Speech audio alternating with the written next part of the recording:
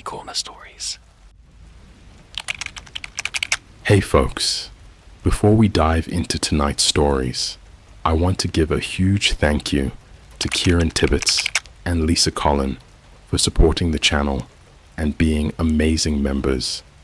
If you'd like to help me keep creating these stories, feel free to become a member. It really helps the channel grow. I'm planning to continue exploring more than just the dark web tales, so if you enjoy what you hear tonight, you're in the right place. Now, grab your headphones, turn off the lights, and let's step into another amazing night with you and me together. Don't forget to subscribe, like, and comment below. It means the world to me and helps keep the horror alive. And tell me in the comments, what kind of story hits you the hardest? The ones that feel too real, or the ones that could actually happen to someone you know? Me and my friends found a website on the dark web that was giving us trick or treat locations on Halloween for big prices, but we had a list of rules. So I've never really posted on Reddit before, but after what happened last Halloween, I need to talk about it somewhere. Maybe just getting it out will help. Or maybe it'll warn someone else. This story's gonna sound fake. I know that. If I read it, I'd probably call BS too. But everything I'm about to say is real. Every lost detail. I haven't slept right in weeks, and my friends aren't the same anymore. One of them's missing, and I don't know if we're ever getting him back. Let me take it back to the beginning. This all started on October 29th, 2024, 2 days before Halloween. So me and my two best friends, Zane and Marcus, we've been tight since high school.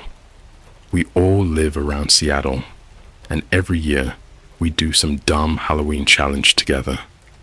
One year it was breaking into an abandoned Toys R Us.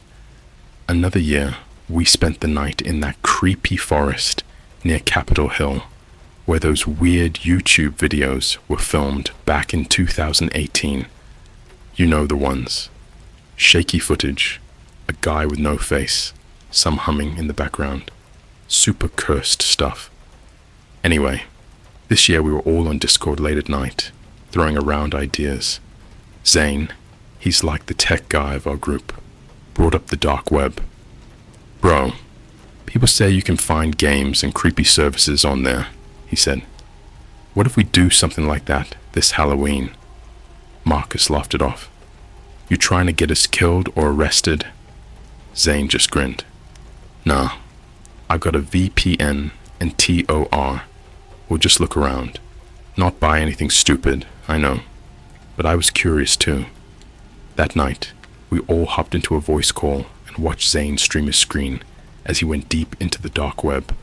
At first, it was boring.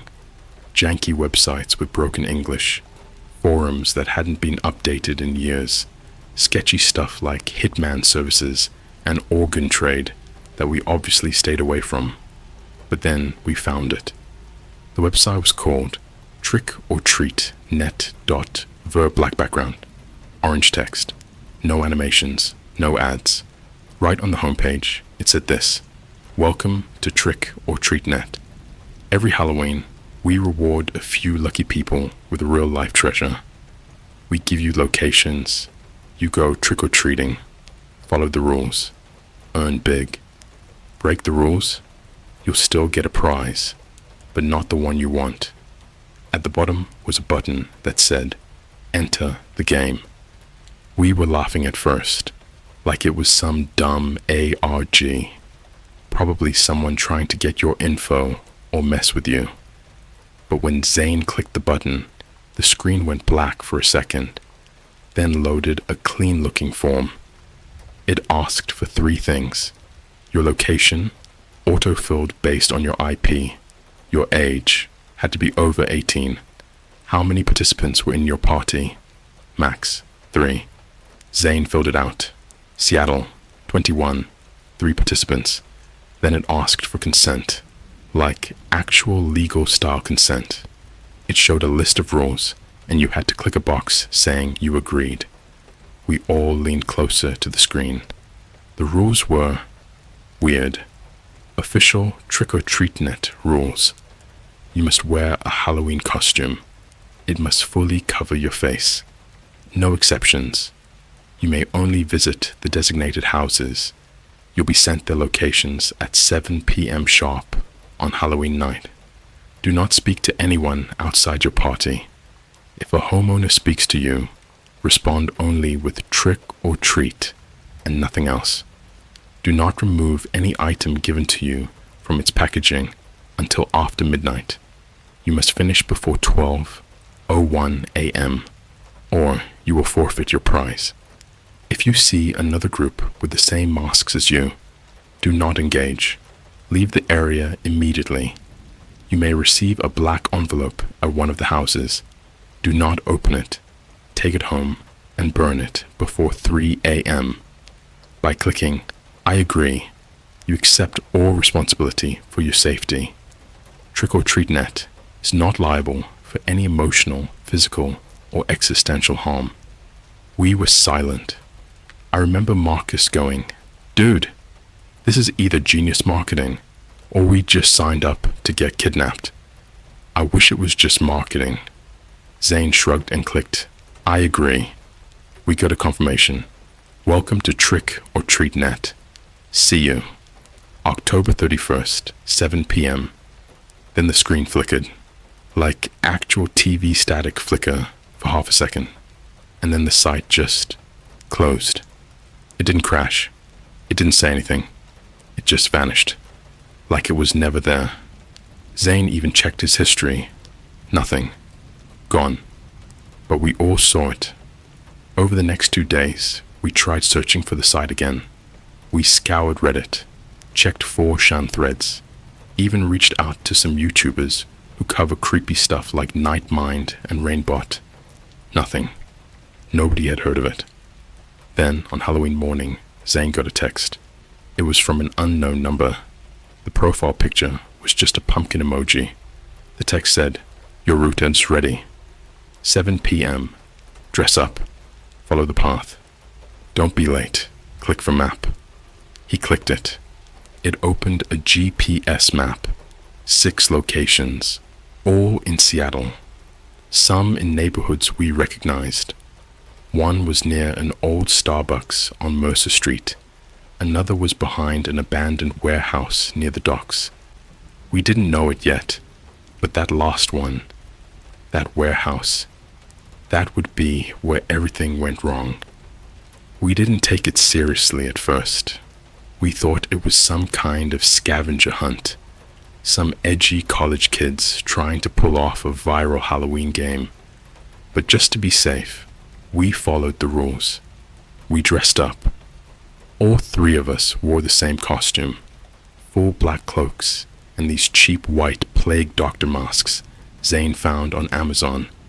Looked creepy as hell, but it covered our faces completely. At exactly 7 p.m., we hit the first house. Nice little place in a quiet neighborhood.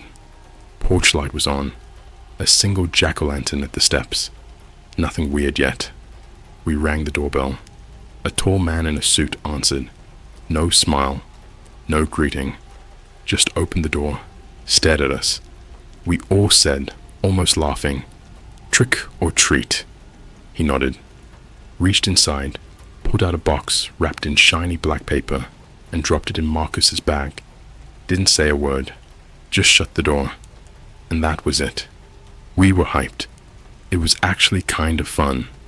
But by the 3rd house, things started to feel off. Every house had a person waiting.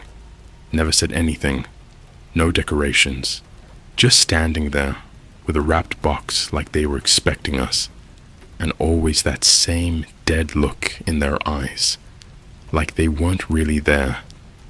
At the 4th house, something even weirder happened. After we got the gift and turned around to leave, Marcus stopped walking. He was staring across the street. There were 3 figures, wearing the same exact masks and cloaks as us, just standing there, watching. Zane whispered, "Don't engage." Rule 6. We bolted to the car. We should have stopped there, should have driven home, burned the gifts, blocked the number. But we didn't, because at the 5th house, something inside the box moved, and that was when we realized this wasn't a game. This was something way, way darker. Alright, I didn't expect that first post to blow up. I appreciate everyone who's reading this, and yeah, I'm gonna keep going. But a heads up, this part is where things really start getting twisted. Not gory, not super over the top, just off. Like something is watching you kind of off. I said last time we made it to the 5th house, that's where stuff got real. But let me backtrack just a bit. We were in Zane's car, driving through Queen Anne, this upscale neighborhood in Seattle, still wearing our plague doctor costumes. Zane was hyped. Marcus was low-key, freaked out after seeing the other group dressed like us. And me? I was somewhere in between, trying to play it cool, but getting that gut feeling that something was wrong. I kept refreshing my phone, looking at the route. It updated after every house. And when we left the 4th house, the one with the lady who didn't blink once while handing us the box, the 5th location popped up. Address: 3258 East Prospect Street, Seattle, Washington, 98112. Right near that park where those TikTokers filmed that fake haunted Starbucks skit last year. You know the one, with the cup that wouldn't stop filling on its own. Yeah, that place. We pulled up to the house around 8:12 p.m. It didn't look haunted. It looked normal, like the kind of house where someone's grandma would be baking banana bread while listening to true crime podcasts. But there were no lights on, no jack-o'-lantern, just a faint orange glow coming from the inside of the living room window. One single curtain pulled slightly to the side. That's when I noticed it. The curtain moved back, not like wind blowing it, more like someone let go of it, like they were watching us. Zane parked across the street. None of us got out at first. Okay, so we go in, say the thing, get the box, and bounce, Marcus said. He was gripping the strap of his bag like he expected to be grabbed any second. We agreed. Quick in and out. We crossed the street. The house had one of those older wooden porches that creaked under every step. The door was dark blue, chipped in places, with a cracked Halloween sticker on it that said, "Boo!" Zane rang the doorbell. Nothing. Waited. Then, click. The sound of the lock turning. The door slowly opened. There was no one there. Just a dim hallway lit by orange string lights. We stood there for a solid 30 seconds. "Bro, let's just go," Marcus whispered. "This is rule-breaking territory." Nobody's at the door. Technically, the door's open, Zane argued. We didn't go inside yet. He stepped forward. That's when the floor creaked behind the doorframe. A figure stepped out of the shadows, dressed in an old-fashioned clown outfit. You know the kind. Yellowed fabric, red buttons, and a huge ruffled collar that looked like it belonged in a 1950s sideshow. But the worst part? The mask. It wasn't just a clown mask. It looked welded onto their head, like metal, painted to look like a smile. No eye holes, just darkness where the eyes should have been. They held out a box. Same black wrapping paper, same blood-red ribbon. None of us said anything. I literally forgot the line, the trick or treat part. But Marcus remembered, barely whispering it under his breath. The figure didn't react, just dropped the box into Zane's candy bag and retreated back into the hallway, shutting the door behind them without a word. We ran back to the car. Zane was laughing nervously. Yo, that was like a haunted house. They went all in. Marcus didn't laugh. He stared at his phone. Dude, look at this. He turned the screen toward us. It was a photo, taken from inside the house, of us, standing at the door. The angle was from behind the clown figure, like someone had taken a picture over their shoulder, watching us like we were props in their little Halloween show. But none of us took that photo. It was sent to Marcus's phone from a number labeled unknown sender. No message, just the photo. We argued for a bit. Zane thought it was part of the game. Come on, it's probably some underground escape room type thing. Maybe it's being filmed or streamed somewhere. This is Seattle, bro. People do weird tech art projects all the time. But Marcus had already started Googling the address. Guys, this house, it's been vacant since 2019. The owner died. It's been listed as condemned. That's when we opened the box, and everything changed. Zane was the one who did it. He pulled the ribbon, peeled back the paper, and inside was a Polaroid photo. Just one. The photo showed an empty street at night, some alleyway, and a figure standing alone. It was me, wearing my mask, standing in the same way I had earlier that night, waiting outside house number 2. It was taken from behind, like someone had been following us the entire time. Under the photo, written in thick red marker, was one word: wrong. That's when Zane dropped the box. Something inside moved. We looked back inside, beneath the Polaroid, and found a second object. It was a teeth mold, like one of those dental impressions, except these teeth looked shattered and burned at the tips. Some were cracked, like they had been pulled out by force. There was a sticky note underneath that just said, "Midnight isn't the end, it's the start. 6 to play. Only 3 survive." We all sat there, completely frozen. That's when Marcus noticed it. Something crawling inside the wrapping paper we tossed in the back seat. He reached over, carefully peeled it back. A centipede. Not like a normal one either. This one was fat, pale, and missing half its legs, like it had been dissected and stuffed back together. Zane pulled over and straight up vomited on the side of the road. We didn't say anything for a solid 10 minutes. Just sat there, with the engine idling, staring out the windows, trying to figure out what the hell was happening. Then my phone buzzed. Another message. Same pumpkin emoji sender. "You're almost there. Final house awaits. Trick or treat. Or be treated. Location pinned." We clicked it. The last pin was in the industrial district, near the port. Abandoned warehouse, 5C. The same one where that famous Reddit photo was taken a few years ago. The one with the weird figure in the window no one could explain. If you know, you know. That's when the final rule came back to me. If you receive a black envelope, do not open it. Take it home and burn it before 3 a.m. I turned around to check the gift bags. Marcus's bag was rustling. Inside, tucked under all the boxes, was a black envelope, unmarked, wax sealed, heavy. We hadn't even noticed when they gave it to him. Zane started the car. None of us talked. We knew we were going to the final house. We also knew, somehow, not all of us were coming back.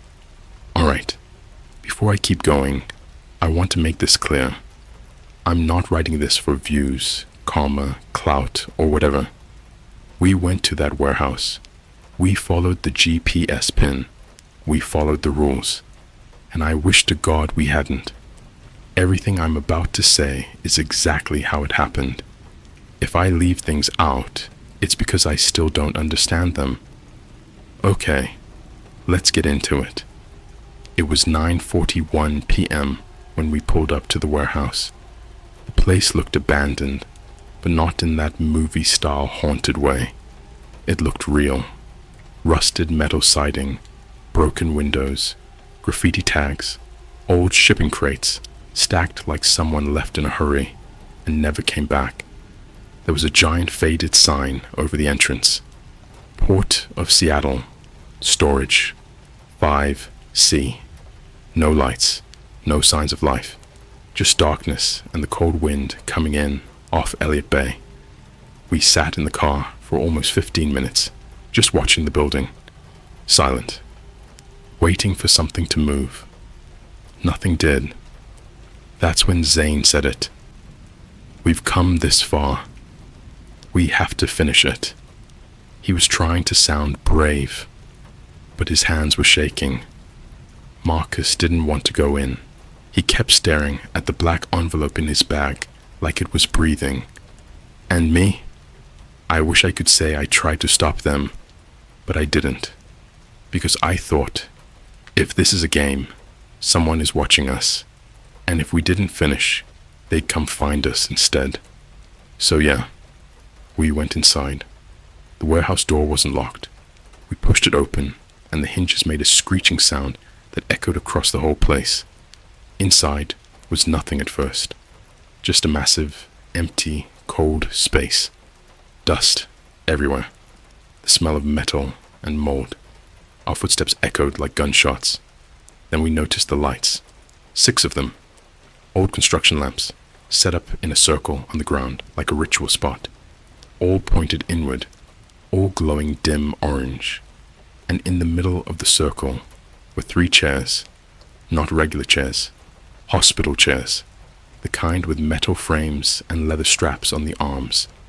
Next to each chair was a small table. Each table had a black box on it, wrapped, just like the others. Zane laughed nervously. Okay, this is just like one of those immersive horror things, right? Like they're making us think we're in danger, but there's gonna be some twist ending. Marcus didn't move. He was staring at something else. On the far wall, nearly faded but still visible, was a message written in what looked like black spray paint. Midnight decides who deserves to go home. Suddenly, we all remembered the time. 10:03 p.m. Less than 2 hours until midnight. That was when the warehouse lights flickered. Not the construction lamps, the ones on the ceiling. Massive industrial lights, the kind that hum when they're powered on. They buzzed, then one by one turned on. And there, standing on the upper catwalk above us, were 3 figures, wearing our exact same costumes, same black cloaks, same white plague doctor masks. Their heads were tilted downward, staring at us. They didn't move, didn't wave, didn't say anything, just watched. Marcus backed up. Nope, I'm done. We're leaving. He turned towards the door, and we heard it, a metal clanging sound. The door we walked in through had shut. Not just shut, locked. We ran to it. Zane yanked the handle, tried kicking it, even rammed it with his shoulder. It didn't budge. That's when the speakers turned on. Hidden somewhere in the ceiling, old speakers crackled to life, and a voice, calm, distorted, and too cheerful, began talking. Welcome, players. You've made it to the final location. Few ever do. The voice was Mel, but there was something wrong with it, like it had been edited, layered, slowed down. You've collected your gifts. You followed the rules. Now, the choice begins. One of the figures on the catwalk raised a hand. The warehouse lights dimmed. The voice continued. Inside the boxes, before you are 3 different endings. Open one, and the others will be sealed forever. Choose wisely. Choose bravely. The wrong choice means one of you stays behind, Marcus whispered.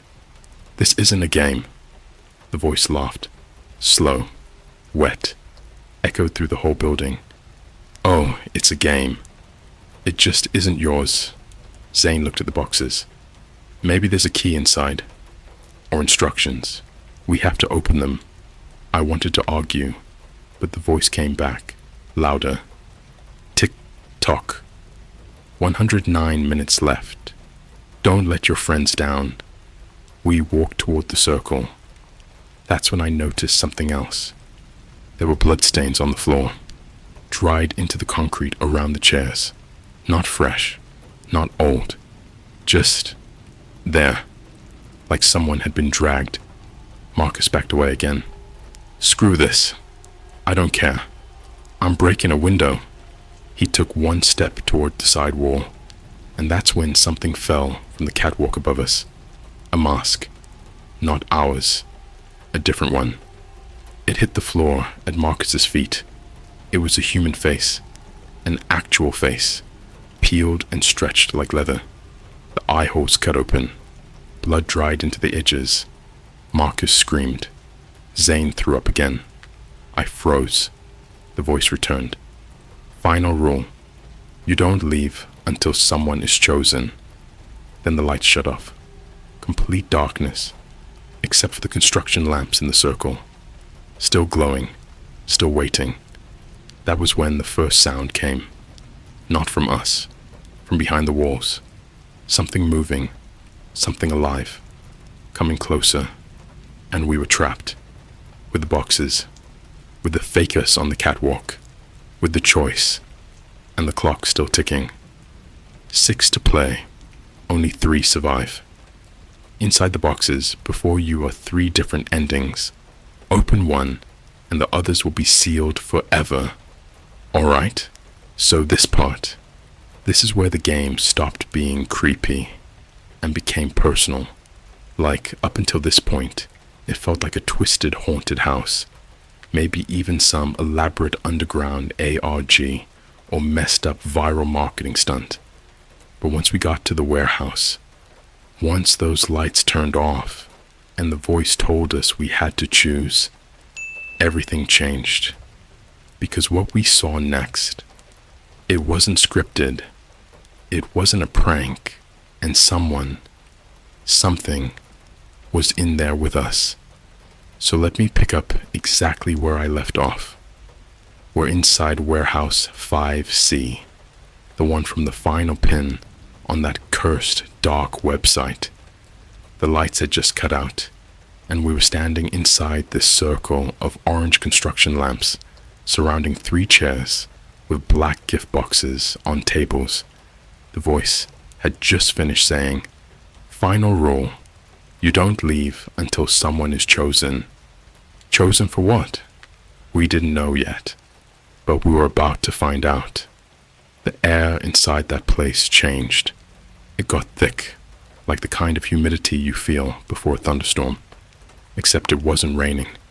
It was just silent. And then, from somewhere deeper in the warehouse, we heard the first footstep. Not ours. Heavy, wet, dragging. Then another, and another. It sounded like someone, or something, was walking across concrete with bare feet. Marcus whispered, Tell me that's not real. Tell me they're playing sounds through the speakers or something. But then we all saw it. Movement. Something just outside the circle of light. Not walking like a person. Crawling. On all 4s. But too fast for a human. We all backed up instantly, putting the chairs between us and it. Marcus pulled out his phone to try and use the flashlight. Big mistake. The second his flashlight turned on, the construction lamps flickered, like angrily, and the voice came back, but it didn't sound playful anymore. It was angry. No devices. Marcus's flashlight shattered, literally exploded in his hand. like something short-circuited it from a distance. He screamed and dropped the phone. The screen was spiderwebbed and flickering. Now we were in survival mode. Zane turned toward the chairs. We need to open the boxes. One of them has the way out. That's what the voice said. He moved toward the middle chair, hesitated, then pulled the ribbon off the box. Me and Marcus watched, breath held. Zane opened the lid. Inside, a flash drive. Plain. No markings. Just an old-school USB stick sitting on black velvet. Underneath it was a sticky note that said, "Plug it in." One sees the truth. Zane looked at us. "I'm not putting this in my laptop." I don't blame him. Marcus was shaking. He turned to me and said, "Bro, look at the chair." I did. The straps on the arms were buckled. Not like they were ready to be used. Like they had already been used. Frayed, stained, twisted. And underneath the chair, under that harsh orange glow, I swear I saw a small crusted stain on the floor. Like blood. Not fresh, but definitely not old either. We opened the second box. This one was different. Inside, a mirror. But not just any mirror. It was like one of those compact makeup mirrors, only the surface was cracked, spiderwebbed, like someone had punched it. And in the reflection, you couldn't see yourself. It showed the warehouse, but empty. No chairs, no lights, no people, just a door, one we hadn't seen before. Then the reflection moved, like the mirror was showing a live feed of somewhere else in time. The sticky note inside this box just said, "One escapes, one forgets, one follows." None of us wanted to open the third box, but we did, and I wish we hadn't. This box was heavy. It took both me and Zane to lift the lid. Inside, a mask, but not one of ours. This one was stitched from what looked like real skin, patchy, textured, stretched over a mannequin head. Its mouth was sewn shut. The eye sockets were wide and jagged, like they'd been torn open with a knife. The note said, "This one watches. If you wear it, you leave, but you don't come back." Marcus stepped away, whispering, "What the hell kind of Saw BS is this? I'm not playing anymore." Then the crawling sound came back, closer this time, right behind us. I turned around and saw something move through the space between two crates, only for a second, but long enough. It was wearing one of our costumes, but it wasn't human. Its limbs were too long. Its back arched backward like it had been broken, and it was grinning through the plague doctor mask. A wide, jagged human smile, visible behind the beak. Then we heard the timer. Somewhere above us, an old digital clock lit up on the wall. 11:04 p.m. We had 57 minutes to choose. But that's when Marcus snapped. He grabbed the black envelope from his bag. "I'm done," he said. "We never should have come here." We screamed for him to stop, but it was too late. He broke the seal, opened it, and inside was just one thing, a photo of Zane, dead, lying in one of the chairs, eyes gouged out, mouth sewn shut. Same room, same clothes, same warehouse. Zane screamed and dropped to the ground. He kept repeating, "No, no, no, no," over and over again. Marcus, he looked like he'd seen a ghost. He turned pale, then he froze. Not like panic. I mean literally. His whole body stiffened. Eyes wide, mouth open. Then he dropped the photo. His lips started moving, but no sound came out. He was trying to scream, but he couldn't. Something in that envelope had taken his voice. He fell to his knees, gasping like he was drowning. That's when we saw it. The door from the mirror, the one that hadn't been there before. It was real now. a metal door on the far end of the warehouse. It hadn't been there when we came in. It had manifested, and the voice came back. 3 chairs, 3 players, 3 endings. One of you must take the mask. One of you must take the mirror.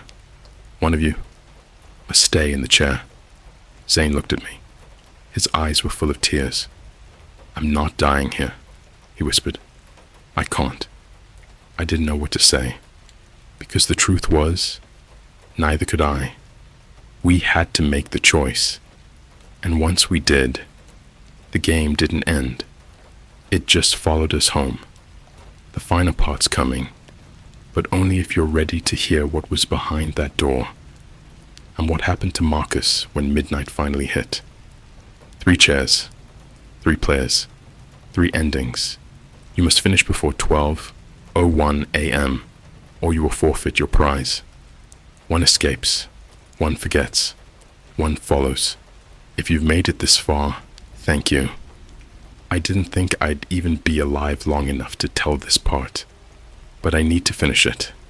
Not just because people are asking, but because Zane's still missing. And Marcus, he's not Marcus anymore. Let me take you back to that final hour. We're still in warehouse 5C, surrounded by shadows and static voices. The black envelope has been opened. Marcus is on the ground, frozen like someone unplugged him. Zane is shaking. I'm standing between 3 chairs, each with their own twisted prize. A flash drive marked, "One sees the truth." A mirror that shows a door that doesn't exist until it does. A mask made from stretched skin that promises escape, but at the cost of yourself. And then the voice, the same cheerful, broken, corrupted voice that guided us through this nightmare, said, "Choose before the clock strikes, or be chosen." We had less than an hour. The digital clock on the wall said 11:04 p.m. the last time I checked. It felt like seconds were dripping instead of ticking. Zane and I locked eyes. He asked the question we had both been avoiding. "Do you trust me?" I wanted to say yes. I really did. But I didn't even trust myself anymore. Not in that place. Not when every rule we'd followed had led us here. To death, madness, or something in between. And Marcus, he hadn't moved since he opened the envelope. Still on his knees, his mouth stuck open like a silent scream. His eyes were darting everywhere, like he was seeing something we couldn't. And then he started laughing. Not loud, not hysterical, just chuckling. This dry, hollow laugh, like something was using his throat without his permission. That's when the warehouse lights began to dim again, one by one, until the only thing left was the glow of the orange lamps around the circle. And suddenly, everything went quiet. No crawling, no footsteps, no voice.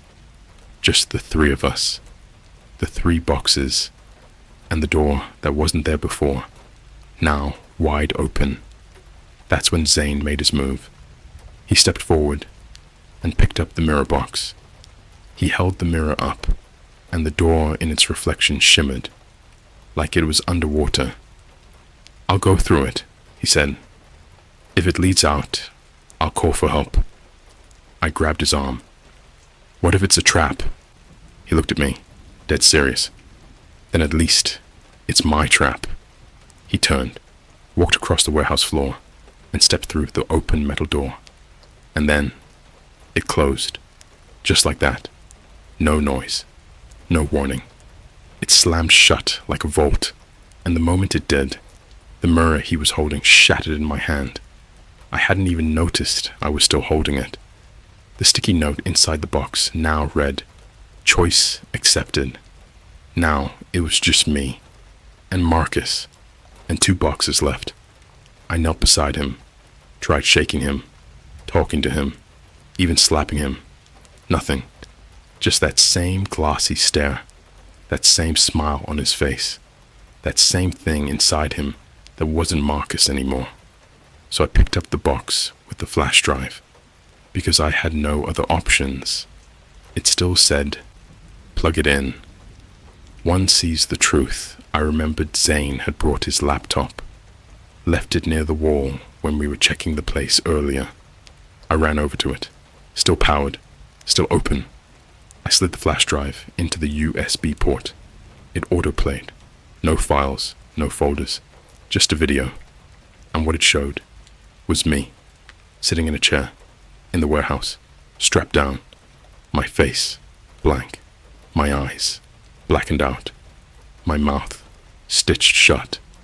A figure moved behind me in the video. One of the people in the plague doctor costume. Except this one was taller. Its arms too long.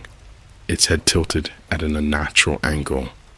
It leaned into the camera and said, "You have already played.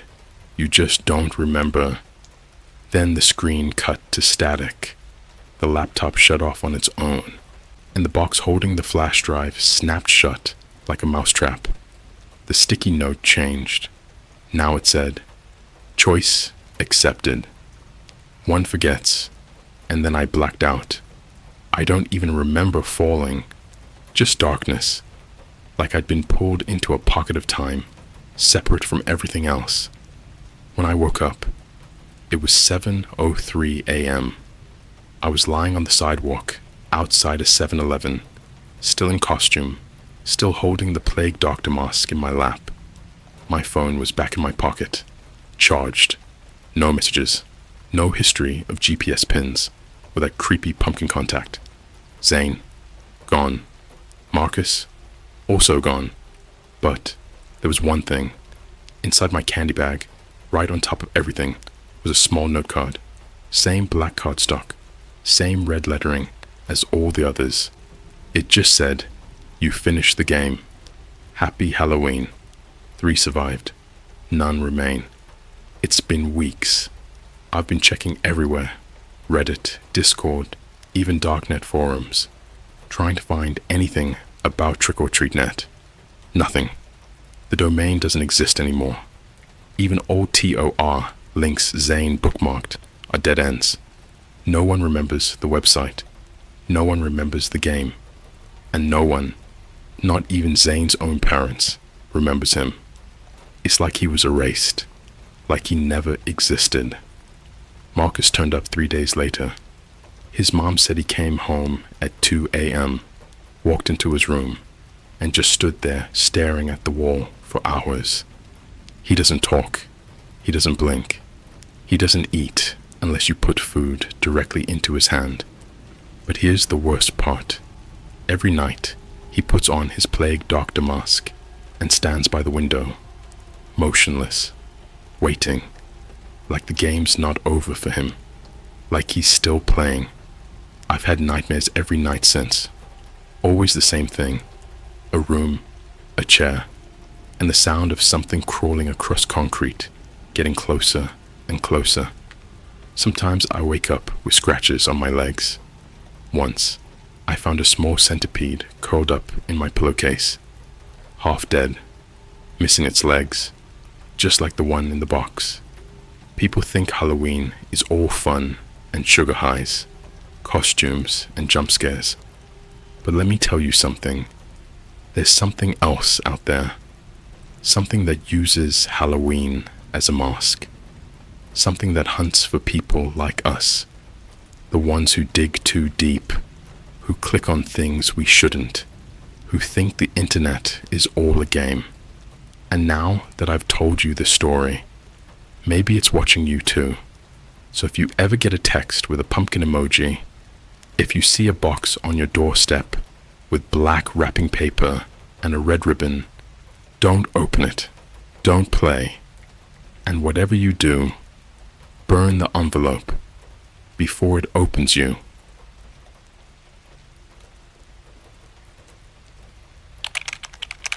I bought a dark web pet for Halloween. It's still moving in the box. It's just for the vibes, bro. Yo. Alright. So before I even get into this, I just want to say one thing. Do not go on the dark web unless you're actually ready to deal with the weirdest, most disturbing stuff you'll ever see. Like, not in a funny, haha, look at this cursed website way. I mean stuff that can actually mess with your head. But you're not here for warnings. You're here for the story. So here goes. My name's Josh. I'm 22. And this all started a couple weeks before Halloween this year. I was just chillin' in my apartment in Chicago, Wicker Park to be exact, eating leftover Panda Express and watching random TikToks about creepy things caught on Ring cameras. You know the ones, with some shadowy figure standing in someone's driveway at 3 a.m. Anyway, I was on a FaceTime call with my friend Devin. He's one of those dudes who always wants to up the game when it comes to Halloween decorations. Like last year, he rented a fog machine and tried to make his entire backyard look like a haunted graveyard. It kinda worked, except the fog triggered his neighbor's car alarm, and the cops showed up thinking it was a fire. So Devin goes, "Bro, I got an idea. We should get something off the dark web for Halloween." I laughed at first, like actual loud wheezing laughter. "Dude, I'm not trying to end up in a Vice documentary," I said. But he kept going. He was like, No, hear me out. You don't have to get anything dangerous. There's this whole trend on Reddit where people order mystery boxes from the dark web. Some of it's probably fake, but some of it ain't.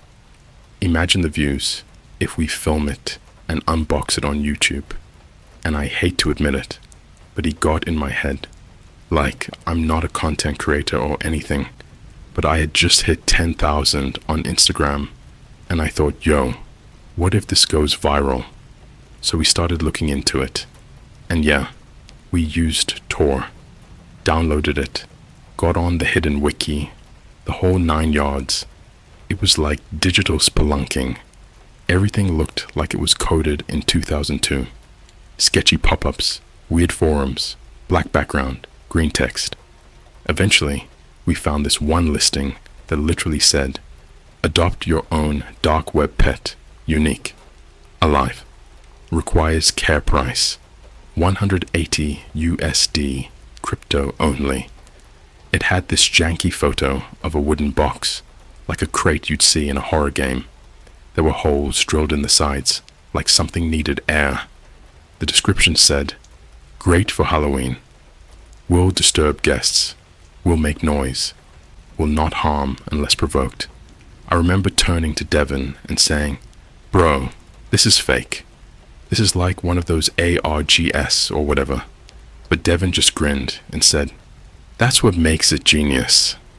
So I bought it, sent $180 in Bitcoin, filled out a random P.O. box I use for packages, and boom, it said it would arrive in 7 to 10 days. I didn't expect anything to actually show up. I was wrong. Fast forward to October 27th. I get a text from the UPS store like, "Your package has arrived." I go down, and sure enough, there it is.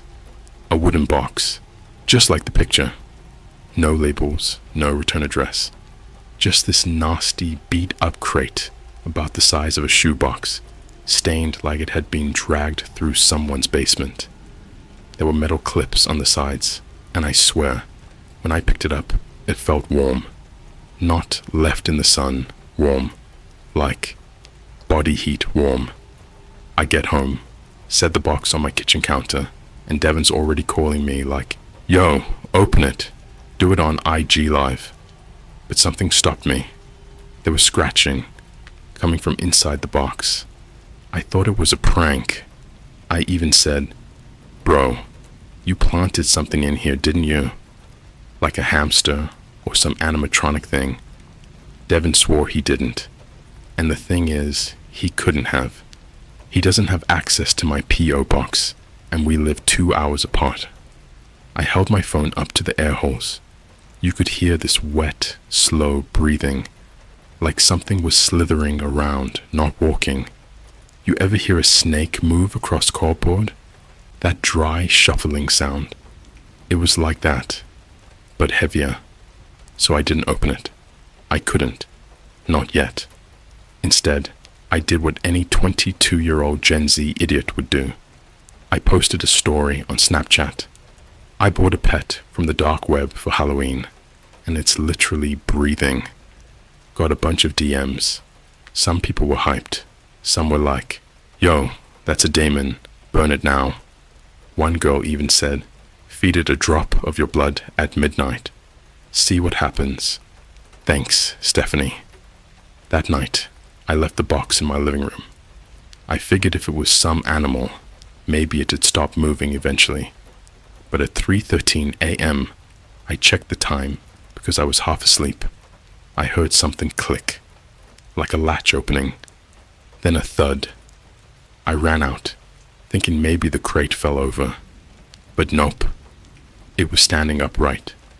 Only now, one of the air holes was bigger, like something had pushed out from the inside. And that warm feeling from before, the box was ice cold now. I haven't opened it yet. It's still sitting in the middle of my living room. And it's still moving. Not constantly, just randomly. Like it knows I'm watching. Like it wants me to open it. But I can't. Not until I know what's inside. Not until I figure out why my phone started glitching every time I tried to take a picture of it. Oh, and the last thing? When I woke up this morning, I found something under my door. A sticky note, written in shaky handwriting. Do not feed it after midnight. Alright, so if you haven't read part 1, go back and do that first. I'm not explaining everything again. But for those of you still following this messed up story, here's where things start getting way worse. Remember how I said I got this weird wooden crate off the dark web? Said it was a pet, right? Something alive that came in a box, sold under the sketchy listing titled Adopt Your Own Dark Web Pet Unique. Alive. Requires care. Like some cursed Tamagotchi with actual breathing problems. I thought it was all a joke. Like one of those creepy mystery boxes YouTubers fake for views. Except this one was legit moving, making these wet breathing sounds and scratching from the inside. Then a sticky note showed up under my door saying, "Do not feed it after midnight." Yeah, that's where we left off. The box started knowing things about me. So after that note, I didn't sleep. I stayed up the whole night sitting in my computer chair with a baseball bat and a flashlight, like I was in a low-budget found footage movie.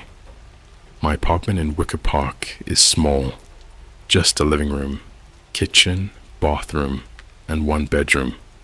But that night, it felt like every wall was watching me. The box was still in the middle of my living room floor. I hadn't opened it, but the top was pulsing, like something inside was breathing in waves. You know when your stomach rises and falls while you sleep? It was doing that, through the wood. At around 4 a.m., my Alexa glitched and randomly said, "Josh." Yeah, my name. Just that. Nothing else. No music. No weather report, just that creepy robotic voice whispering my name like it was learning it for the first time. I didn't even have voice purchasing enabled. I don't even use Alexa for anything other than playing Spotify in the background. I unplugged it immediately. But that's when I realized something. This thing, it wasn't just an animal, it was aware. Social media knows too. So I decided to post a video on TikTok. Just a short one. Me holding the box, explaining that I got something weird from the dark web as a Halloween stunt. Thought people would roast me or call it fake. Instead, It got taken down in 8 minutes. No warning, no violation explanation, just gone. Then my account got shadow banned. I couldn't comment on anyone's posts, couldn't even send DMs. Everything I typed came back with that generic error, try again later message, almost like the app itself was trying to stop me from spreading whatever this was. When I checked my Instagram, same thing. My last 3 posts were deleted. One of them had the box blurred out automatically by Instagram's detection filter, like it thought it was graphic content, except it wasn't. It was just a wooden crate. But the caption I wrote, it said, "Still breathing." And that part, it wasn't blurred. It was replaced. The text had changed to, "He's not ready yet." I didn't write that. It left the box for the first time. So now I'm freaked out, like full panic mode. Devin was supposed to come over to check it out in person, but his car broke down. I swear this whole thing has this ripple effect.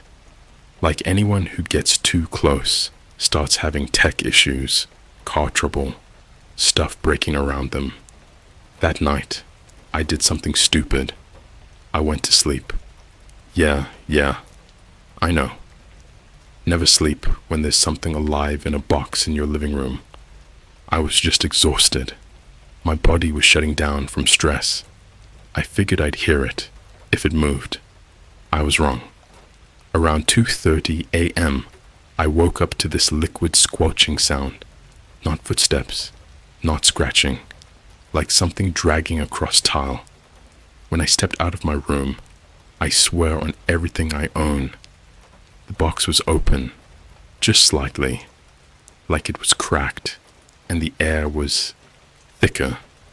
It was this humid, sticky feeling, like the temperature in the apartment had jumped 15 degrees. I could smell that same metallic penny and mold scent I mentioned in part 1, but this time it was stronger, like whatever had been in the box was now outside of it. There were small black marks on my kitchen floor, not footprints, like burn marks, shapes in the shape of hands, but wrong, like 5 fingers, but too long, too jointed, like spider hands. And then I heard it, not scratching, not breathing, just a whisper from behind my bathroom door. "You shouldn't have told them. Someone else got one." This is where it gets even weirder. That same day, I got a DM from this girl named Ellie. She follows me on Instagram. We met once at a college party like 2 years ago. She sends me a voice memo and says, "Hey, I know this is gonna sound insane, but I think I got the same box, like the exact same. I didn't order anything, but I found one on my porch this morning. It had no label and no return address. It was just sitting there, like it was meant to be there." I asked her to describe it. She says, "It's a wooden crate, little air holes on the sides, smells off, and there's something tapping from the inside." My stomach dropped. I told her to get rid of it. Don't open it. Don't even look at it. Just toss it in the river if she has to. She texts back a few minutes later. "It's too late. It knows my name now." That was 2 days ago. She hasn't responded since. I tried leaving. It wouldn't let me okay. So I packed a bag and tried to leave the apartment. I was halfway down the stairs when I realized I forgot my phone charger. Went back up. Opened the door. The box was back in the middle of the living room. Closed. Perfectly scented. With a brand new sticky note on top. "You're not done yet." And this time, my name was signed at the bottom of the note, in my own handwriting. Whatever it is, it's spreading. I started seeing TikToks from random people talking about unmarked boxes showing up at their houses. Nothing viral, just scattered videos. Most of them disappear after a few hours. Some of the people who posted just stopped posting altogether. No updates, no replies. Like they're just gone. There's even a subreddit now, r/boxwatchers, where people are comparing notes, trying to figure out what these things are. Some say it's part of a secret experiment. Others think it's a cursed ARG that got out of hand. But the ones who post real details, their threads get removed within minutes. Mine is still up. For now. The final note. Last night, I woke up at exactly 3:13 a.m. My phone screen was on. No notifications. Just this glitchy red background I've never seen before. At the top, in big glitch text font, it said, "It's your turn to open it." I got out of bed and walked to the living room. The box was right there, top fully open. Inside, just blackness, like no bottom, just a hollow pit. Felt like it was pulling air into it. And at the edge of the box, another note, folded. I opened it. It said, "If you keep telling this story, more will come. All right, buckle in. This is going to be a long one, but I promise you're going to want to hear everything." So, quick recap. My dumb self bought a so-called dark web pet because my boy Devin thought it would be funny for Halloween content. Turns out the box it came in wasn't just a gag. It was breathing. It was moving. It was alive. And now, I think whatever's in it is no longer in it. Yeah, I'm dead serious. Let me tell you what happened the night it got out. So it starts like this. It's October 30th, Devil's Night. You know, the night before Halloween, when the weird stuff really starts ramping up. And I had plans, right? There was this Halloween pop-up thing at a haunted bowling alley in Logan Square, and I figured I'd just leave the box alone and check back on it later. I literally had duct tape across the metal clips. I even slid it into a plastic storage bin and locked it just to be extra safe. Thought I was good. I was so wrong. That night, I got home around 12:45 a.m. I was kind of buzzed, not even gonna lie.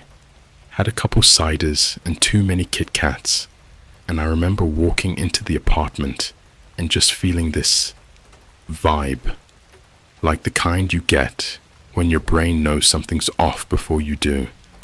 That weird stillness in the air, like everything's just waiting. And the smell. Dude, I will never forget it. It was like hot pennies and old fish tank water, like blood and something rotting in the back of a fridge at the same time.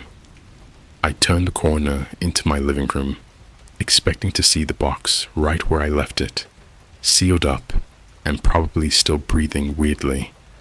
But it wasn't there. The plastic bin was cracked open. The duct tape had been peeled off. Not ripped, peeled, like with careful fingers. And the wooden box, still closed, but it was now sitting in the middle of the floor, open just a crack. And that's when I noticed something else. There were tiny wet footprints all over my hardwood floor. Like baby-sized, but not human. Like some kind of animal with long toes and maybe claws. Spaced real weird, like it crawled sideways. Now, here's the part that made my heart straight up stop.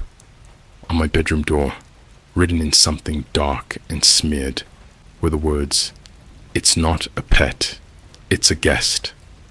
I didn't know what to do. I just stood there for like 30 seconds, frozen. I thought maybe Devin was screwing with me. But again, he doesn't have keys, and I checked the cameras in my hallway. No one came in. I even checked the footage from the front door Ring camera of the lady across the hall. Yeah, we're cool like that. Still nothing. Whatever was in that box, it was already in my apartment. So I did what any semi-responsible adult would do in a horror movie type situation. I grabbed my keys, dipped, and stayed at Devin's place that night. told him everything. The box, the scratches, the breathing, the smell, the footprints. And when I mention the message on my door, he just goes real quiet, like pale face, no joke kind of quiet.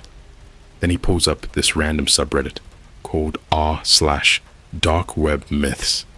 It's mostly full of edgy creepypasta and fake stories, but he found this old thread from like 2019. It was titled, "My brother bought a dark web companion box. Something came out. The post was short, like the guy didn't even want to type too much. But here's the part that stuck with me. It's not a pet. It pretends to be until it understands the layout of your home. Once it knows the exits, it starts testing the locks. If it gets out, you'll start finding notes. Don't follow them. And whatever you do, never open the box after it closes itself again. That's when it's done feeding. I swear to you, I felt actual chills reading that." So yeah, that brings us to the next day, Halloween morning.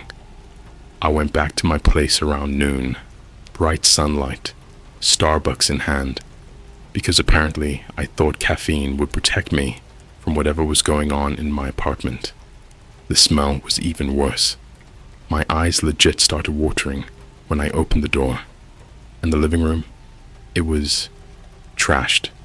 Couch cushions on the floor, plant knocked over, TV unplugged, and the wooden box back in the plastic bin, duct taped shut. Except now, there was something tapping from inside it, like little knuckles, once every few seconds. Tap, tap, tap, and taped to the top of the box, another sticky note, same handwriting as the one from a few days ago. This one said, "Thank you for letting it stretch. It gets bored in small spaces. I wanted to throw it out, light it on fire, bury it in a forest, or drive it out to the middle of Lake Michigan and drop it in. But every time I touched the box, my hands would go numb, like it was radiating something invisible, static but deeper, like it was alive and aware of me.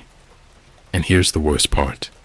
I think it left something behind, not like a toy or a piece of its body, but like a piece of itself."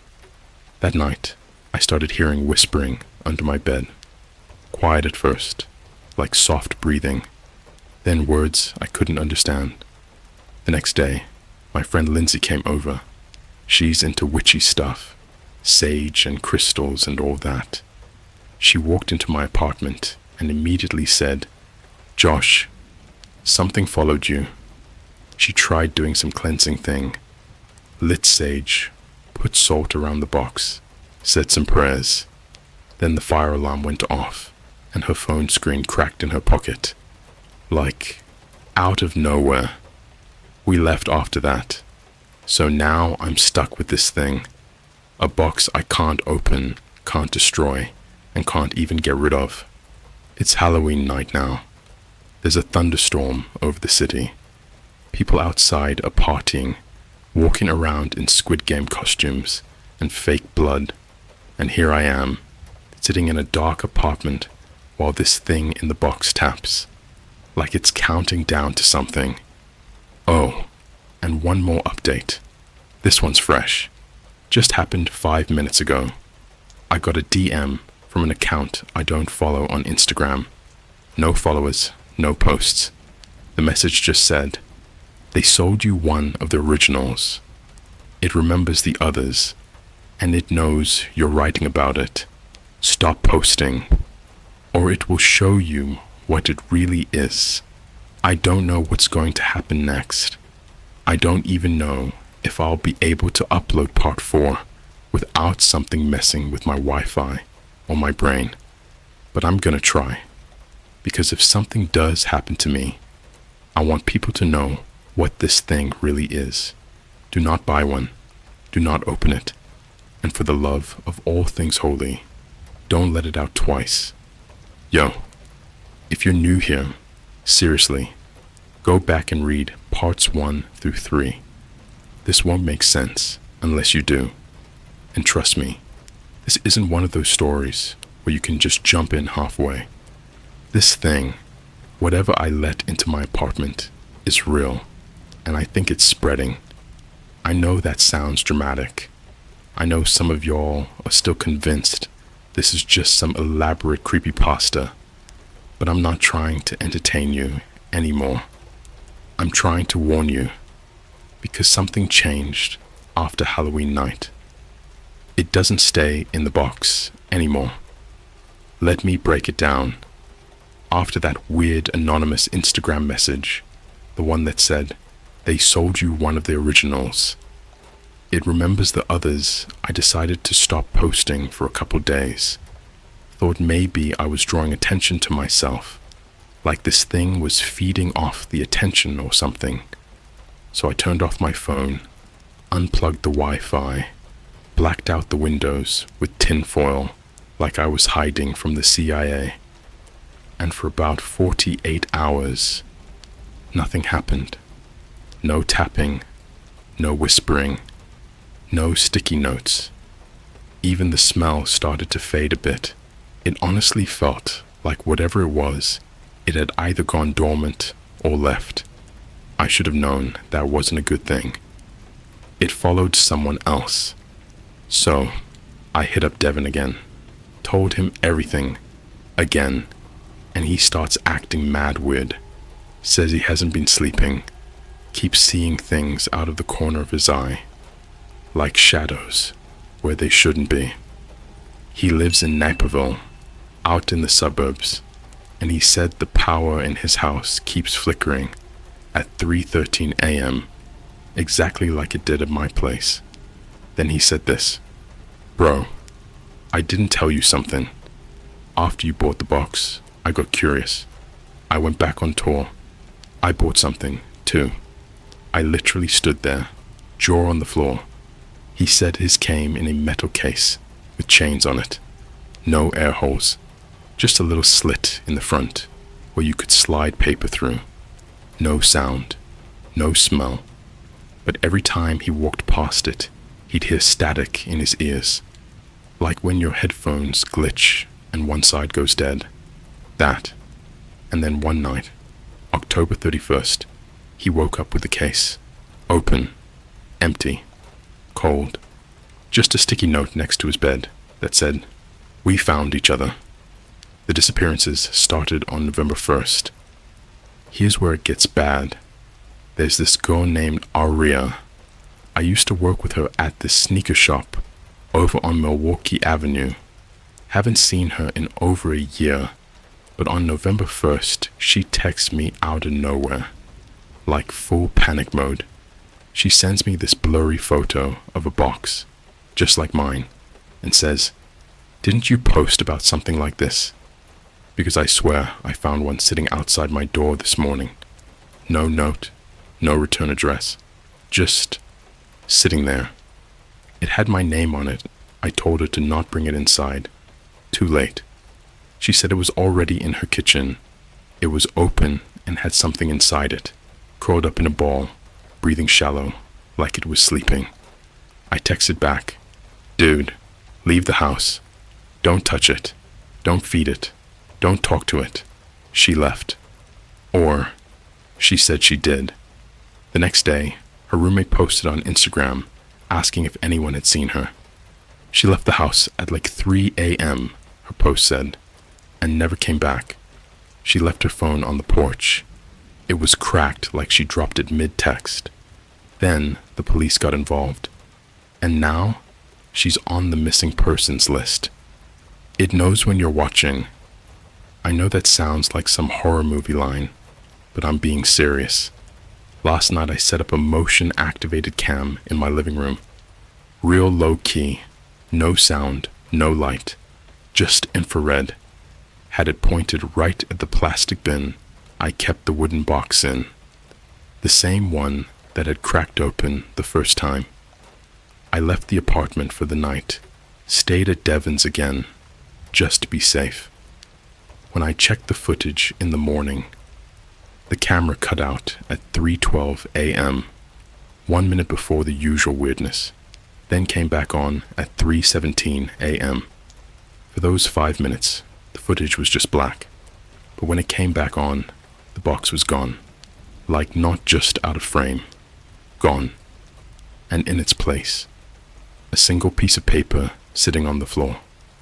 I went home, found the paper exactly where the footage ended. It had the same handwriting as the sticky notes before, but this time it wasn't a warning. It was a question. Who else would you like us to meet? I think it's multiplying. This is gonna sound insane, but remember how I said Devon bought a second one, and Aria found one too? Well, they're not the only ones. There's a private Discord server where people post about dark web horror stories, like found footage, glitch experiences, ARGS, all that weird digital rabbit hole stuff. I joined it back when I was still curious about the whole box thing. As of last night, 9 different users posted about receiving mysterious boxes over the last week. Same shape, same size, some in wood, some in metal. One guy in Germany said his was made of bone. Actual bone, like fossilized or something. They're all reporting the same symptoms. Power cuts at 3:13 a.m. doors. Found open notes written in shaky handwriting. Nightmares where they see a room with no corners, just endless curved walls. One user straight up said, "I tried throwing it in a river." Next morning, it was on my kitchen table. Wet. It's not a pet. It's a bridge. I dug deeper. I reached out to this old Reddit mod from r/deep web files. He goes by Delta V. Used to post breakdowns of shady links on the hidden wiki. Claimed he used to work for a private cyber investigations group. Mostly debunked scams and warned people away from the gore sites and trafficking hubs. I sent him a photo of my box. After like 2 hours, he messaged back, "Don't joke about that. That's not a mystery box. That's a beacon. The kind certain groups used to test gateways between layers. If it's still responding to you, you need to burn your entire network connection and leave your apartment permanently. These things don't connect to animals. They connect to places. So I asked what he meant by layers. He said, "You ever seen a house that looks normal but gives you a headache to stand in? A stairwell that loops wrong? Those are places they nest in. They need a person to carry the bridge into that location. That's what the box does. You weren't buying a pet. You were bringing it home. There's something behind my mirror now." Okay, this is the part where I almost stopped writing, where I almost deleted everything and just ghosted off the internet. Last night, I walked past the bathroom mirror. I didn't stop. I didn't look at it, but I saw something move in it. Not a reflection, not a shadow. Something crawling on the inside of the mirror, like it was between the glass and the wall, like it was watching me through it. When I looked again, it was gone. But now, the mirror fogs up every time I walk past it, even if the bathroom hasn't been used. And when I checked it this morning, there was a message written in the condensation. "We are almost through." I don't know how this ends. I haven't opened the box since the first night, but somehow, I think whatever was inside it doesn't need the box anymore. I think it just needed an invitation, like a vampire with Wi-Fi. I don't know what's going to happen next. I'm documenting all of this not to scare you, but to warn you. This isn't just a story anymore. People are vanishing. Something is using these boxes to find us. If you've ordered something strange, if a box shows up at your door with no label, no address, no reason, don't bring it inside. And for the love of God, Don't let it out. Before I finish this, I need you to understand one thing. This is the last time I'm posting. Not because I'm done talking. Not because I'm bored. Not because I want the story to feel mysterious and unfinished, like some fake horror series. Number. I'm stopping because I don't think I'll be here much longer. And if I disappear like the others, someone needs to know everything. So, yeah. This is part 5. The last part. And it's going to be long, because I need to lay it all out before these things, finish what they came here to do. It finally spoke. It was 4 nights after the mirror incident. I hadn't slept more than an hour or 2 per night. My apartment felt wrong in a way you can't describe to someone who hasn't experienced it. The air was thick, heavy, like the oxygen itself was being shared. The box wasn't in the living room anymore, wasn't in the storage bin. It was now sitting on my bed, centered, perfectly aligned, like someone measured it. There was no tape on it anymore, no clips. It was completely closed, but something inside was breathing, not fast, slow, like it was waiting. So I did something I probably shouldn't have. I spoke to it. Just one word. Why? And the box answered, not with a voice, not with a growl, not with scratching or tapping. The answer came out of the TV that wasn't even turned on. Just one sentence in a childlike monotone. You let us in. The others have their own boxes. Now. After that, I called Devon. I didn't even bother with small talk. I just said, "Is yours acting human now?" He didn't respond at first. Then he whispered, "It's not inside the box anymore. It's inside the house." He said he sees it in reflections only, like the surface of a phone screen when it's off.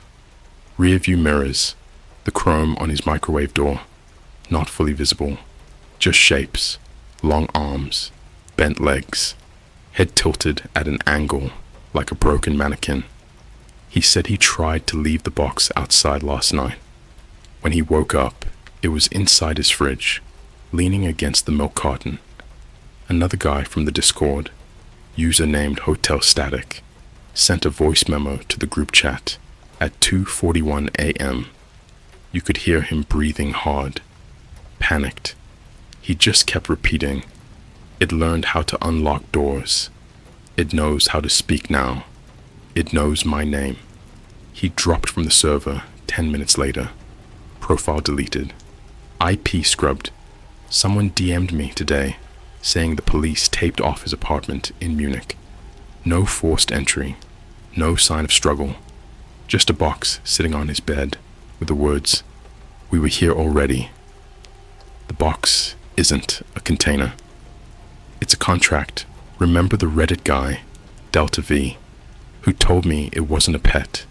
It was a beacon. He finally messaged me one last time before deleting his account. You're dealing with something that doesn't live in our dimension. The box isn't what holds them. The box is what invites them. The dark web is just the delivery system. You didn't buy a creature. You agreed to host something that needed a physical anchor. I asked him how to get rid of it. He wrote back, "You can't return a door once you open it. You can only close the house around it." Then he blocked me. It's in the walls now. 2 days ago, the tapping started again. Not from the box, from everywhere. Inside the drywall, behind the ceiling fan, inside the pipes. Something moving just out of sight, like hundreds of small hands pacing behind the surface layer of reality. Sometimes it laughs, sometimes it whispers. Last night, something pressed its face against the back of my bedroom wall. From the inside, you could see the outline, eyeless, mouth too wide, like it was stretching the wall like plastic wrap. but it didn't try to come through. Not yet. It's waiting for something. It knows I'm writing this. Every time I type now, the lights flicker. My phone battery drains even while plugged in. My reflection in the laptop screen doesn't move when I do. Last night, I woke up to the sound of paper sliding across the floor. There was a note under my bedroom door. Not a sticky note this time. A full page. You are the last one still explaining us. Stop now, or we finish the crossing.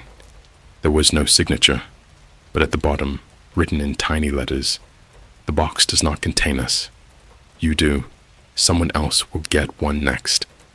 I used to think this was random, that it picked me because I was dumb enough to buy it.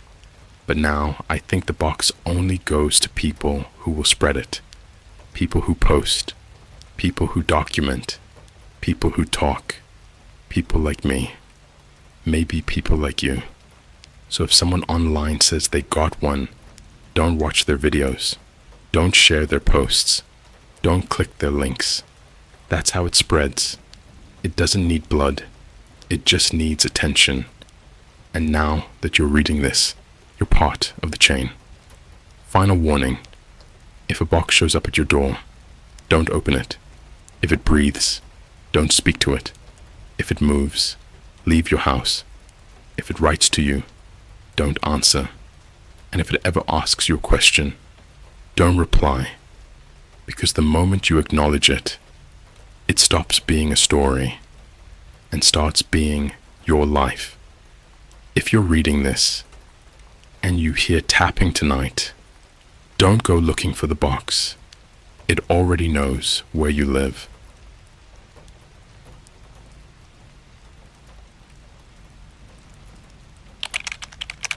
I joined a Halloween live stream on the deep web. Everyone but me disappeared. I wasn't even supposed to be home that night. It was October 31st, and my friends were out partying in downtown LA near the Roosevelt Hotel. Yeah, the supposedly haunted one where Marilyn Monroe's ghost still roams the hallways. But I had a migraine, and honestly, I wasn't feeling people. So I stayed in, lights off, Uber Eats McDonald's in my lap, and YouTube playing horror animations on my TV while I scrolled Reddit on my phone. I was flipping between r/no sleep and r/deep web when I found a post titled, "Live Tonight, Only, the Black Veil Stream, Not for the Faint of Heart. Watch or be watched." Most comments were trolling.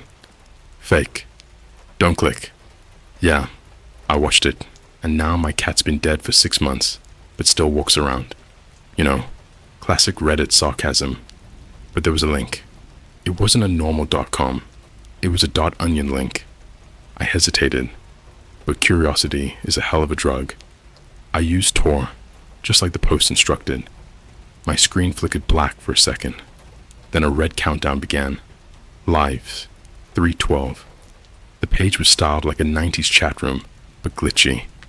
Grainy VHS static ran in the background, and audio buzzed with an ambient hum like the inside of an old CRT TV. A small live cam window flickered on. It was a dimly lit room with a group of 5 people sitting at what looked like a worn-down table inside an old McDonald's playroom. No joke. It even had those stained plastic slides behind them, graffiti tagged everywhere. One of the streamers, a girl with long blue braids and a Starbucks iced coffee in hand, spoke to the camera. "Happy Halloween to the few that found us. Tonight, we play a game. We don't know what it is yet. The rules will be explained soon." They all laughed nervously. The usernames hovered above each of their heads like AR filters.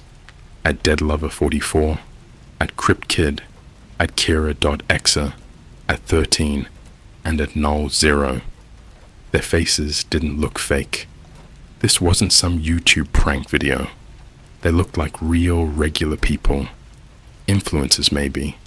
People you'd see on TikTok doing spooky makeup or live streaming paranormal challenges. Then the lights cut out in the room. When they came back on, there was a sixth person. No intro, no movement. He was just there.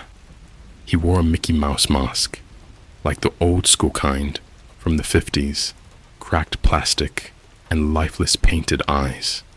He stood at the back, between the pulpit and the old Ronald McDonald statue, and no one else noticed him.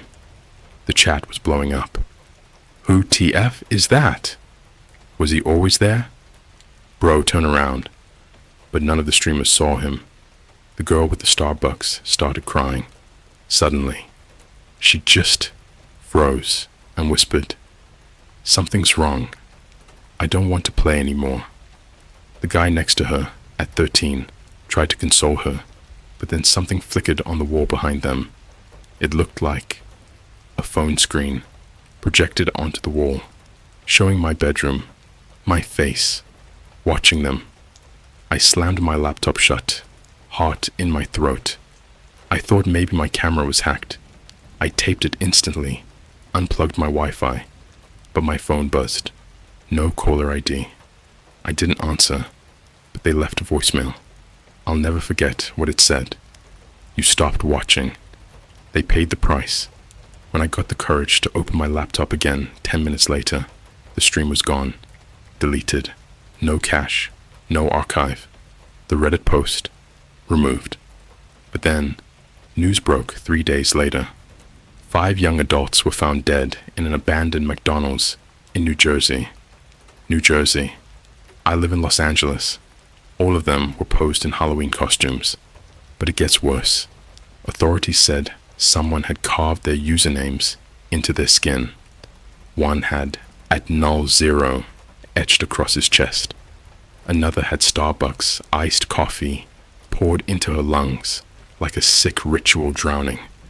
Police chalked it up to a cult or drug-induced suicide pact. No arrests, no suspects. But the sixth person, the one in the Mickey Mouse mask, was never found. Authorities didn't even mention him in the reports. I only knew because I saw him. I saw something else too, last week. At a Starbucks in Santa Monica, I sat down with my drink and nearly dropped it. On the back of the chair in front of me, etched into the wood, "You stopped watching. You don't get to look away again." And the guy who sat down in that chair, he was wearing a Mickey Mouse cap, smiled at me like he knew everything. That's why I'm writing this, because I think Halloween isn't over for me. I think the stream never ended. I think it's still going, just without cameras now. So if you ever get an invite to some underground live stream, especially on Halloween, don't watch. And whatever you do, don't stop. Because the only thing worse than being a viewer is being the last one left. The stream came back, but this time it wasn't online. It's been 11 months since that night. I still don't sleep well. My therapist thinks it was a psychotic episode, a hallucination, trauma-fueled delusion, maybe. But explain this. Why does every single mirror in my apartment fog up only between 3 and 3:11 a.m., even when there's no steam, no heat, no shower running? Why does my smart TV turn itself on every Halloween-themed commercial break and flash the words, "Camera on, you're live"? It started small after that night. Weird noises, static bursts through Bluetooth speakers, even when nothing's paired. One time, my phone started playing old Disney VHS audio clips, not YouTube videos. I'm talking distorted analog ripped audio, the kind you'd only hear from a tape that's been through a flood. But the real horror began last week, because I think the stream is back, and it's offline now, in the real world. Friday, October 25th, I got an Instagram DM from an account called @BlackVeilReturned. It had 0 followers, no posts, no profile picture, It sent a single photo, a grainy surveillance image of me at Starbucks, Santa Monica Boulevard. Last week, I was wearing the same hoodie I'm wearing right now. The timestamp in the corner, 3:06 a.m. The place closes at midnight. That's not the part that made me sick. In the reflection behind me, in the window facing the street, was the man with the Mickey Mouse mask. Only this time, the mask was melting, like wax. His eyes behind it, glowing white dots. I didn't sleep that night. I didn't sleep the next one, either. Saturday, October 26th. I tried to tell my friend Maya. She's a TikTok ghost hunter who does content about haunted LA spots, and she's usually the "I'll bring sage and a GPRO" type. She laughed at first, until I showed her the picture. She went pale. "Where'd you get this?" she asked. "Why?" "Because I took this exact photo last year at an abandoned McDonald's in New Jersey, before the cops closed it off. We ran image metadata. GPS wasn't Santa Monica. It was pulled from a saved copy on her hard drive, dated October 31st, 2024. I never went to New Jersey. I never met those people from the stream, but somehow my image was there. We were dealing with something else, not just a cursed stream, something able to move between places, between people, between timelines. Wednesday, October 30th. That's when the flies started, taped to every light pole within a 4-block radius of my apartment. You're invited, the Black Veil Experience, private Halloween event, location, undisclosed entry, via mask only. Don't just watch, join the stream. Each flyer had a QR code. Maya scanned it with her burner phone. It opened a site that wasn't on the surface web. The domain was random alphanumerics, but the background was all black, with a countdown clock ticking down to October 31st, 11:11 p.m. PST, and a single clickable button. I'm ready. We didn't click it, but the next morning, someone slid a package under my door. Inside, a VHS tape, a pair of plastic Mickey Mouse gloves, faded and yellowed, and a disposable phone already powered on, locked to a single app, a live stream app. Thursday, October 31st, Halloween night. I told Maya I wasn't going. She told me she had to. This is bigger than just urban legend. Something's pulling people in. This could be how those 5 live streamers disappeared. We need to end it. She brought a GoPro, wore a backup body cam, and left a live stream running on her TikTok. She said she got a notification ping from the Black Veil app, a rideshare style pickup request. Her screen flashed. Your masked driver will arrive in 5 minutes. And at exactly 11:11 p.m., a matte black van pulled up outside my apartment. No windows. License plate V31L666. I begged her not to go. She kissed my cheek and said, "If I don't come back, check the stream." The door closed. The van vanished into the night. Friday, November 1st, 3:33 a.m. Maya didn't come home. I tried her location, her live stream, her phone, all dead. Then I remembered the disposable phone. I unlocked it. The Black Veil app auto-opened and immediately began playing a live stream. But it didn't look like any app I've ever seen. It was almost analog, grainy, like something from a 90s newsfeed. I saw Maya. She was in what looked like a disused Chuck E. Cheese, floor soaked in black liquid, animatronics flickering in a slow loop in the background. She was tied to a kid's birthday chair. Her mouth was duct taped. She was crying. Behind her, one by one, 5 familiar figures walked into frame, each wearing their usernames on paper masks at null0, Akira.x, at CryptKid at 13, at Dead Lover 44. But they weren't alive. They moved wrong, stiff like puppets. Then a final figure stepped out from the shadows. The Mickey Mouse Man. Only now, his mask was fully fused to his face, skin-like, veiny, breathing. He leaned into Maya's ear and whispered something. I couldn't hear it clearly. I think it was, your friend stopped watching. So now, we stream for him. He looked straight into the camera. The screen cut to black. I've been trying to trace the footage, trying to report it, but the disposable phone self-bricked an hour later. It overheated, melted from the inside. Now, I'm writing this from a cafe in Las Vegas. I'm using someone else's hotspot.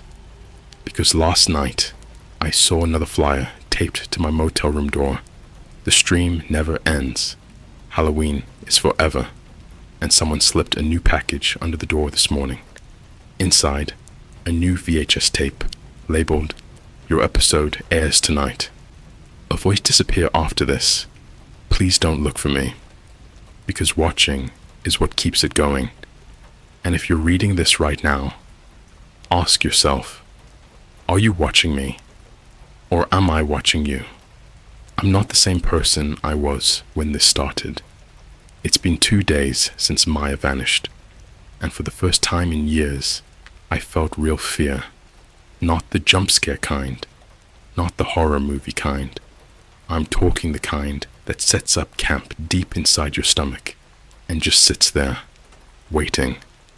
A heavy, silent fear, like something is already inside the house, but hasn't decided to attack yet. I don't know what I was expecting when I opened that package, but I definitely didn't expect the tape to start playing on its own. The tape, yeah, no VHS player, no adapter, no cables, just a black, unlabeled cassette sitting in a padded envelope, wrapped in what smelled like mildew and old sweat, like it had been buried underground and just recently pulled out. I left it on the motel desk, didn't even touch it. I turned around to grab a bottled water, and when I looked back, my laptop screen had gone black. Then, that same humming started, the one I first heard during the original Black Veil stream, that distorted analog drone, like a vacuum running underwater. My screen flashed with static, and suddenly, the tape was playing, not through a webcam, through my actual laptop screen, like it was bleeding through the tech itself. I swear to God, I'm not hallucinating. I tried to unplug it, close the lid, shut it down. Nothing worked. The screen just kept playing, like it wanted me to see. The location. At first, I didn't understand what I was looking at. It was a basement. Flickering green fluorescent lights. Moldy tile floor. Water dripping from exposed pipes. I could hear wind outside, but no actual door or window was visible. There was a large table in the center. Around it, 9 chairs. Each one had a name carved into it. Maya's name was there. Mine was too. I nearly threw up. The camera slowly panned around the room like someone was holding it and moving in a figure 8 motion, smooth, slow, too intentional, like a tour guide. And then I saw it, a mirror on the far wall, but it wasn't reflecting the room. It was reflecting me, standing in the motel room, watching the video. I blinked. So did the reflection, but I didn't move. I backed away, sat down, my ears ringing. The video kept playing. The victims, the scene cut suddenly to old, corrupted footage of what looked like a playground behind a McDonald's. Early 2000s era. I recognized the play place tubes and the creepy fiberglass grimace statues. There were 5 kids on the screen, all blurred, but over their heads, digital overlays appeared with familiar usernames. At CryptKid, at Kira, Maya.exe at 13, at Deadlover 44, at Null 0. It hit me. These weren't just random screen names. These were their childhood profiles.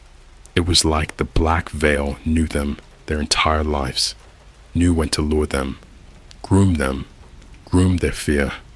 Suddenly, the screen glitched and zoomed in on a slide, the kind kids crawl through. But inside, something was waiting. A dark figure with long gray arms and human teeth for fingers reaching outward. One of the kids crawled in. The screen cut to black. Their username vanished from the list. Then I heard a line of distorted audio in a voice I swear was Maya's. They never escaped. They became the stream, the truth about the stream. The next segment was just text on screen, flashing fast, like it didn't want to be read in full. I paused and rewound the footage frame by frame. What I managed to transcribe: the black veil is not a game. It is a signal, a frequency that seduces the lonely, the curious, the left behinds. It does not want views. It wants witnesses. It wants to be real through you. Then suddenly, the footage showed my apartment hallway from last year. The night I clicked the stream, the camera angle was low, hidden, facing my front door. Something in the hallway was crawling, fast, unnaturally fast, low to the ground, with that Mickey Mouse mask now cracked open at the mouth, exposing a row of human teeth underneath. The footage had a caption: "When you stop watching, we start hunting. Something's following me." Now I booked a bus out of Las Vegas that night. I didn't care where. I just needed to move. But when I got to the Greyhound station downtown, I saw something that made me freeze in my tracks. In the corner of the waiting room, a little girl was watching something on an old iPad. I glanced at the screen. It was me, in the motel room, watching the video. Right now, the same exact moment. The little girl looked up at me. "Are you the boy from the scary live stream?" she asked softly. "The one who watched too long?" I said nothing. She held out a crumpled flyer. It was one of them. The stream never ends. Join the experience. See who's next to disappear. I think the stream lives in us. Now I've been on the move ever since. I don't stay anywhere longer than a night. I cover mirrors. I block cameras. I keep my phone in airplane mode. But sometimes, late at night, I hear that humming again. I see the little red live light blink across screens that aren't even on. People keep going missing in towns I've passed through. One guy in Texas, a girl in Montreal, a Starbucks barista in Madrid. All had the same thing in common. They clicked something they weren't supposed to. And then they were seen on a stream that doesn't exist anymore. If you've read this far, you might already be infected. The stream doesn't spread through video. It spreads through awareness. The second you know about it, it knows about you. That's why I'm writing all of this down, because this isn't just my story anymore. It's yours now too. Let me ask you something before I go. Look at your screen. Did you just hear a buzzing? Did your phone vibrate for no reason? Do you feel like something's watching you right now? Don't look away. Don't stop reading. Because if you do, they'll know you stopped watching, and that's when they'll come. I went back to where the stream began. I shouldn't have. When you experience something this messed up, your brain tries to normalize it. It starts trimming the edges, dulling the memories, telling you it wasn't real. You imagined it. You're tired, stressed, lonely, but deep down, I knew. I knew the stream wasn't over, because even after everything, Maya disappearing, the haunted live stream, the flyers, The black van, the VHS tape. Something kept happening. People around me started forgetting. Not like, oh, I never saw that flyer, or I didn't watch that stream. I mean literally forgetting people existed. Maya's apartment? Gone.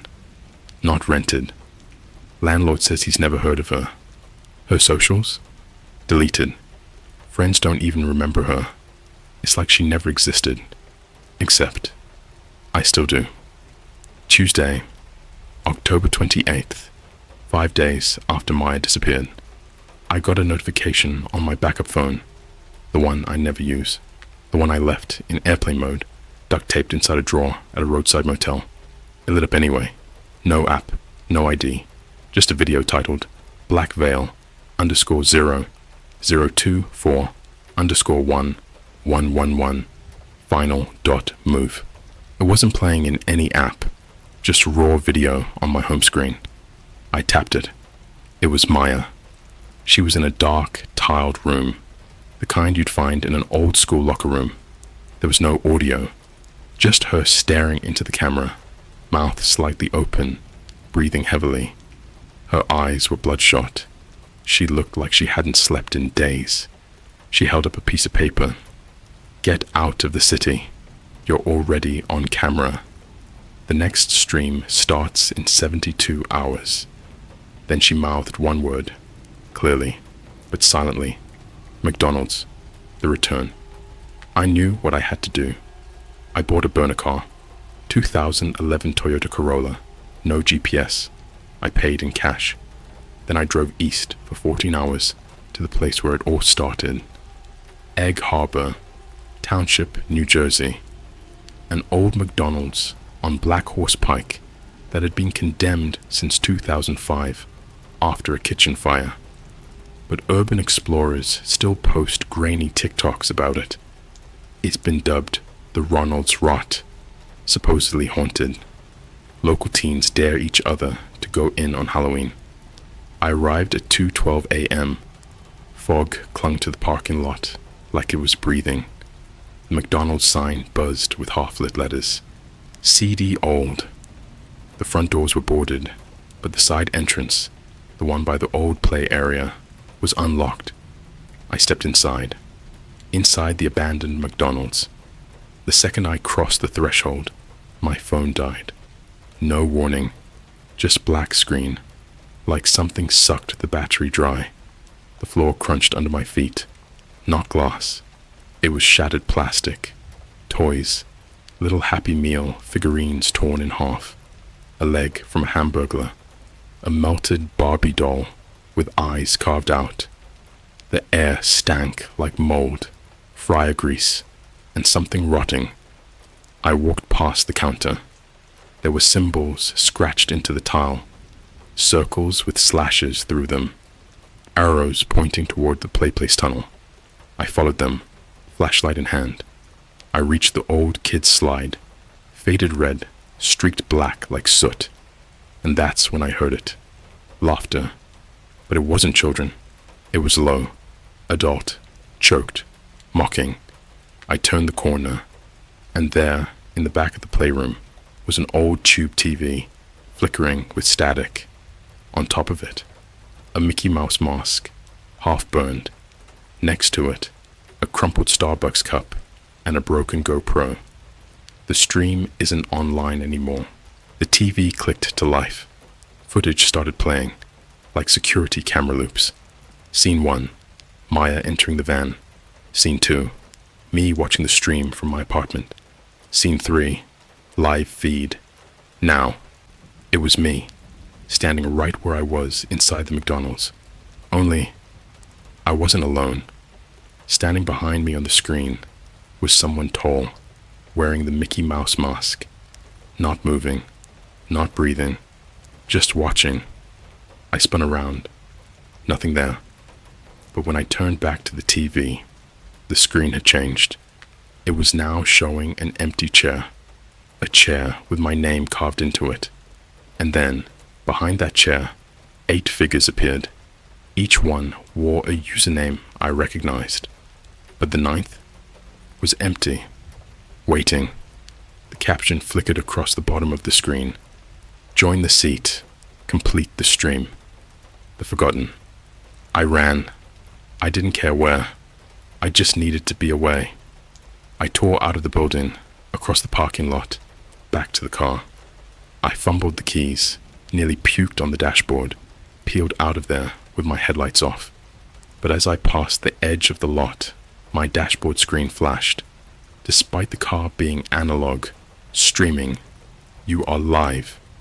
My camera app opened by itself, facing me. I tried to shut it off. I ripped the battery out of the phone. Didn't matter. It kept recording. People are starting to see me. Since that night, people keep recognizing me. Not friends, not coworkers, strangers. At a Walmart in Ohio, a little boy pointed at me and said, "He's the guy from the scary live stream." At a gas station in Utah, the cashier said, "You look familiar. Were you in a Netflix doc?" And this morning, I opened YouTube on a hotel lobby computer just to check. At the top of the homepage, autoplaying in a glitched out carousel, Black Veil, final episode, airing now, and in the thumbnail was me, sitting right here, typing this. I don't think I'm alive anymore. I think the stream got me, not all at once, but in pieces. The first piece was the moment I clicked. The second was when Maya vanished. The third was the VHS tape. And the final piece is what comes after you know too much. It doesn't want to kill you. It wants you to watch yourself disappear from your friends, from your photos, from the world, until there's nothing left of you but a username and a flickering seat on a live stream that never ends. If you're reading this, please don't share it. Don't forward it. Don't talk about it. Because now you know the name. Now you know the mask. Now you've seen the flyer in your mind. And once you see it, you're already in it. I found the source of the stream, and I shouldn't have logged in. I didn't think there was a final chapter. I figured I was already dead. At least the version of me that existed before the stream. But there's something that happens when you know you're being watched, not just through a screen, but in your mind. When you can feel something watching your thoughts, not just your body. You either break, or you go looking for answers. I chose the second. The leak. It started with a Reddit post that didn't last more than 5 minutes. It was on r/deep web horrors, posted at 3:11 a.m., the same cursed timestamp I kept seeing on my mirrors. Found the IP range for the Black Veil stream. It's real. It's not a website. It's a server. The post included a Tor routing string, GPS coordinates, and one cryptic comment. It's under the Disneyland tunnels. The real ones. Look for the door with the broken magic band scanner. Before Reddit nuked the post, I copied the coordinates. 33.8121 degrees north, 117.9190 degrees west. That's Anaheim, California. Under the actual Disneyland resort. Getting inside. I spent 2 weeks planning it. I used a vendor badge I bought off a guy in Echo Park who used to work backstage for Disney. I told security I was auditing cast break room equipment near the Indiana Jones ride. They barely looked at me. Once inside the tunnels, yes, they're real and creepy as hell. I followed the map from the post. The walls down there aren't all clean and corporate. Some sections haven't been renovated since the 80s. Old wiring, dead CRT screens, power boxes labeled in faded marker. I walked past the green room, where Mickey and Goofy heads are stored. No joke. Dozens of costume heads lined the walls. I swear some of them were still wet. Finally, I found it. A heavy metal door with a broken magic band reader. Someone had carved into the door. The live stream never ended. The server room. It wasn't a server room. It was a server crypt. The air inside was freezing, not AC cold, dead cold. I saw maybe 20 machines, old, dusty big racks filled with blinking red lights and humming with analog frequency pulses. These weren't normal servers. They looked hand-built. Custom cables ran like veins across the concrete floor. In the back, bolted to the wall, was something I wasn't expecting. An old vintage TV, CRT style. On the screen, my live stream, still active. Me, standing in the room, right now. Only, in the video, I wasn't alone. Behind me was the masked figure, the Mickey Mouse thing, now towering, its mask melted into a permanent grin, black liquid oozing from the eyes. I spun around. Nothing. But when I looked back at the screen, the figure was closer. Logging in. On the desk in front of the CRT was a mechanical keyboard. A login prompt was already typed in. Username, null user, 09 password, null 23. All I had to do was hit enter. I don't know why I did it. Curiosity, desperation, a need to see how deep this really went. I pressed the key. Everything in the room froze. The red lights turned blue. The CRT flickered and displayed this message. Welcome to the Black Veil experience. You are user number 000000001. Your viewership is appreciated. Please remain still while your file is updated. Then the screen showed a list of names, hundreds, maybe thousands. Next to each one was a status.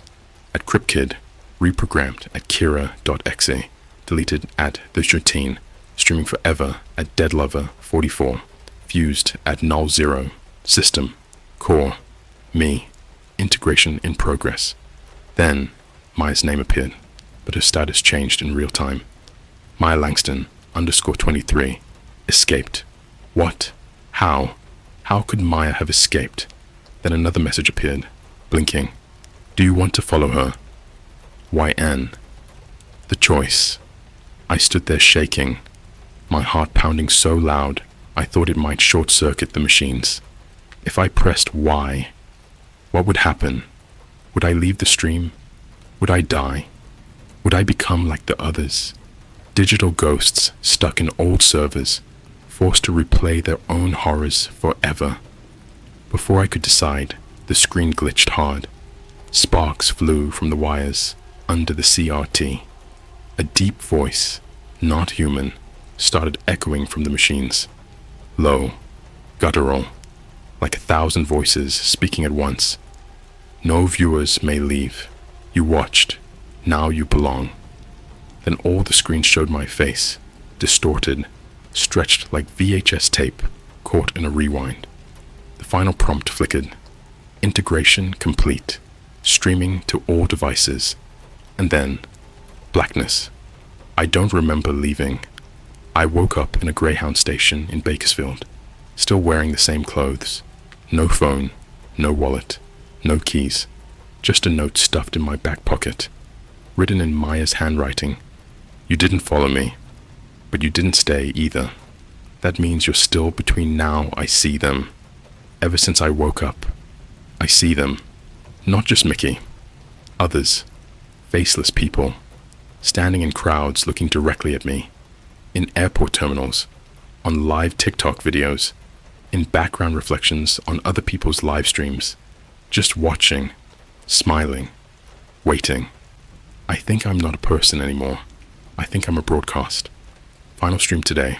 I opened a laptop in a public library in Sacramento. No apps, no files, just one folder. Final episode 001.move. I didn't open it. I just started typing this instead. Because if you're reading this, then you probably already saw the stream. Or maybe you will, in the next few hours. The Black Veil doesn't air like a normal program. It hijacks moments, takes over feeds. 1 second you're scrolling Instagram, and the next, boom, You're part of the show. If you see the mask, if you hear the buzzing, if your screen glitches at 3:11 a.m., don't move. Don't stop watching, because the second you look away, it logs you in.